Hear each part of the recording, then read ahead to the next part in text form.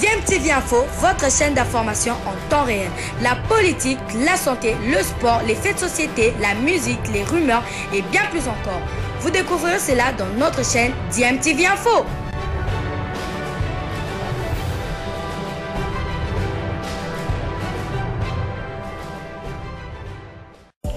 Vous êtes sur DMTV, bonjour ou bonsoir, tout dépend de l'heure à laquelle vous nous suivez. Tout plaisir est pour nous de vous retrouver, mais surtout de savoir que vous êtes nombreux en train de suivre votre chaîne YouTube DMTV. DMTV qui vous propose l'actualité, vous propose également des analyses et des réflexions sur des sujets d'actualité, sur des faits sociaux, tout simplement sur des réalités que nous observons ici chez nous en République démocratique du Congo. Et la Coupe d'Afrique des Nations U20 Égypte 2025, la République démocratique du Congo joue son deuxième match. Aujourd'hui, ça sera à 16h contre la République centrafricaine.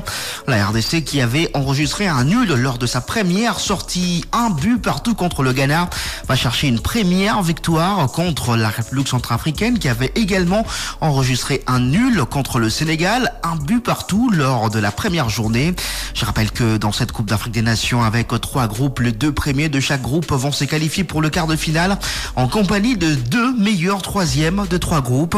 La République démocratique du Congo donc, en cas de victoire aujourd'hui contre la République centrafricaine, va donc peut-être déjà avoir ses chances de jouer les quarts de finale qui auront lieu le 12 mai prochain. Et mais la RDC, avant les quarts de finale, va donc devoir jouer contre le Sénégal le 8 mai prochain pour la journée d'aujourd'hui. Le match de la RDC, je le rappelle, c'est à 16h contre la République centrafricaine. Et le deuxième match du groupe va avoir lieu à 19h entre le Ghana et le Sénégal. On continue à parler football cette fois-ci. On parle de l'Illico Cash Ligue 1 avec la phase de play-off qui s'est poursuivie hier avec la rencontre tant attendue. Le choc des dimanches, c'était Maniema Union tout-puissant Mazembe. Un match qui a complètement relancé la course au titre dans ce championnat avec la victoire du tout-puissant Mazembe devant l'AS Maniema Union, 1-0. Le but de Mazembe marqué à la 88e minute sur coup franc, magnifiquement tiré par Patrick Mwangoulou, qui donne donc cette victoire importante à Mazembe qui totalise 9 points et égale la formation de l'AS Maniema Union. Mazembe 3e avec 9 points plus 1, derrière Maniema Union 9 points plus 3. Et justement on va écouter la réaction du coach de Mazembe, Lamine Diaye. Comme on s'y attendait, match costaud, match d'Africains, une bonne équipe en face. Ils se sont créés quelques occasions en première mi-temps, ils auraient pu ouvrir la marque.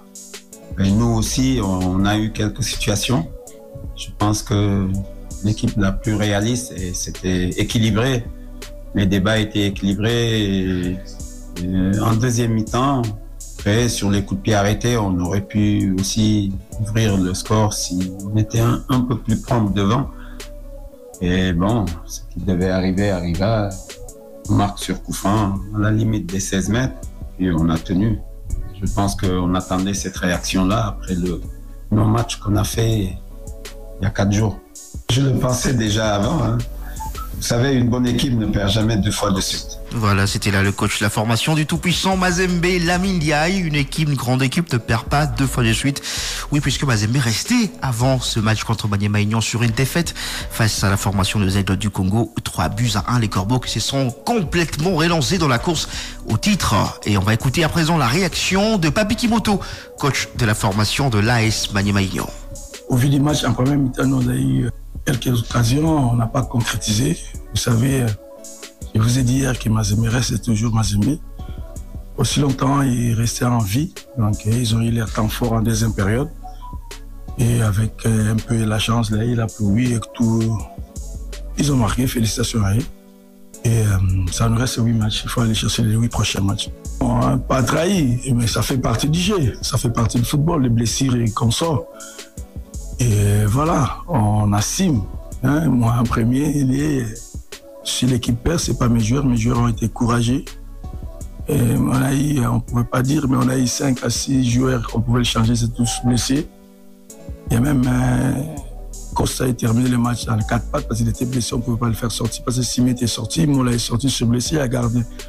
Voilà, c'était là le coach de la formation de l'AS Maniema-Union, Papi Kimoto Okitankoy. Les deux clubs comptent 9 points après 4 matchs joués et sont derrière la formation de FC Les Aigles du Congo. 4 matchs, 4 victoires pour le Samouraï, 12 points sur 12. La dernière victoire enregistrée samedi contre la formation de Ange Vert à Kinshasa. 4 buts à 1 pour la formation des Aigles du Congo, 12 points plus 9 de goal average. Les Aigles du Congo qui se sont donc envolés pour Lubumbashi où ils vont affronter la formation de Don Bosco. Ça sera mercredi à Lubumbashi. S'il faut revenir sur les autres rencontres jouées hier à Kinshasa, avant le match entre l'AS Maniema-Union et le tout-puissant Mazembe, Sa Majesté Sangabalende a été battu par la formation de Tanganyika sur le score d'1-0. Première victoire du club des Kalemi, alors qu'à Lubumbashi, l'Academic Club Rangers a été battu par le cercle sportif Don Bosco sur le score de 2-0. Deuxième victoire de suite de Salésien de Don Bosco qui totalise 6 points dans ce championnat. Et justement, cette phase de play-off va se poursuivre aujourd'hui à Lubumbashi avec le match entre l'AS Simba de Kolwezi et le Daring Club Motema Pembe des Sampé qui n'a joué que 2 matchs jusqu'ici, compte 3 points. Victoire contre Rangers 3-2 et puis défaite contre la formation du tout-puissant Mazembe. C'était ici à Kinshasa. Et justement, après le match entre la formation de Simba et le Daring Club Motema Pembe, on aura le match entre les Aigles et la formation de Don Bosco mercredi. Mais jeudi, il y aura le grand choc de Lubumbashi, le grand derby de la ville de Lubumbashi entre le tout-puissant Mazembe et la formation du FC Saint-Éloi Lupopo. Match à suivre en direct et en intégralité sur Top Congo FM.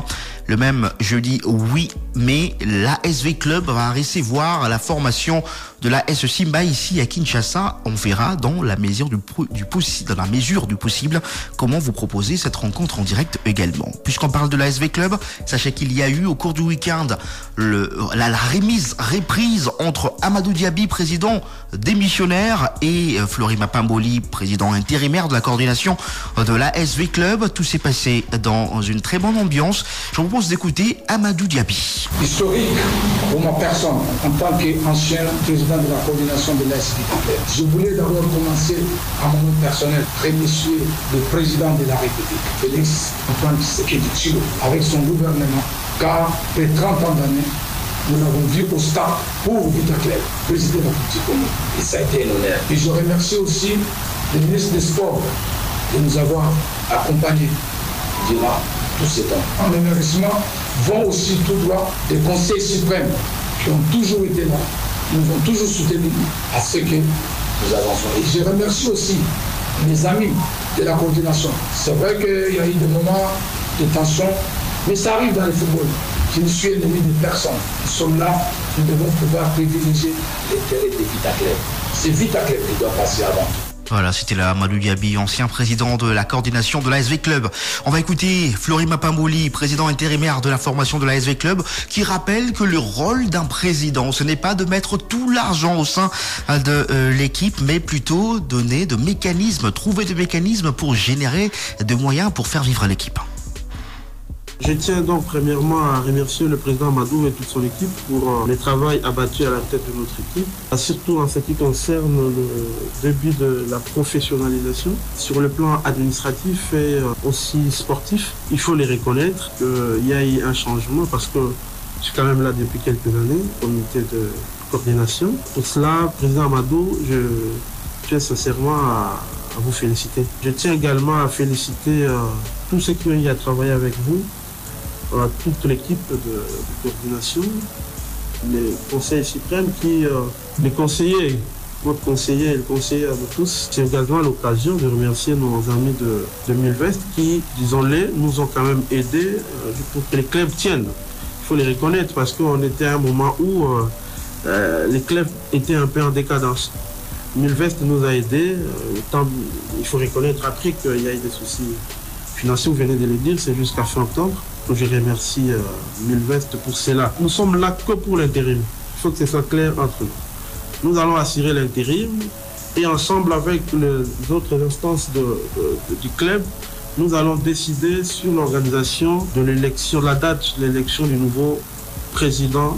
C'est lui qui va continuer et vous succéder valablement. L'objectif demeure cette phase de play-off qui vient de commencer. Nous devons faire en sorte que l'équipe soit qualifiée aux compétitions africaines. Voilà, c'était la Fleury Mapamboli qui est donc président intérimaire de la formation de l'ASV Club de Kinshasa. Fleury Mapamboli qui devrait rencontrer les membres du Conseil suprême de l'ASV Club ce mardi. Allez, on va quitter l'ASV Club et le football pour changer de chapitre. Mais avant cela, cette petite pause. Alors, le bookmaker... Bilile le kamalo bana evele.